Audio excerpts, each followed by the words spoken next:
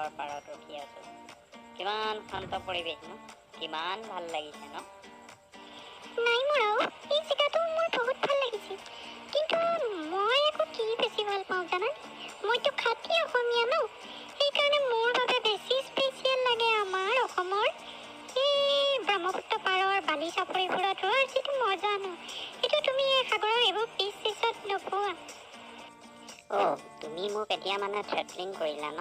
মই কিবা অসমীয়া নহয় নেকি? ময়োতো অসমীয়া, ময়ো ভাল পাওঁ, অভিয়াছলি ভাল পাওঁ ব্ৰহ্মপুত্ৰৰ বালি চাপৰিত ৰখি যে কিমান মই পাষ্টত বহুত কিছুমান মেমৰাইজিং কাম কৰি আহিছোঁ।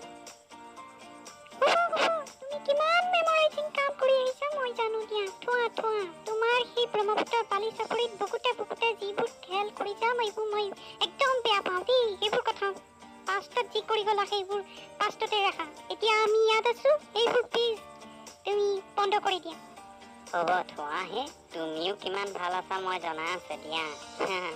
তুমিওতো সেই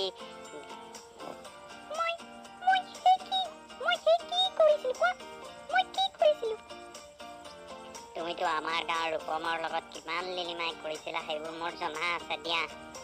সেই সময়ত মোৰ এখন বাইক নথকাৰ বাবেই তুমি মোক থ্ৰেটলিং কৰিছিলা।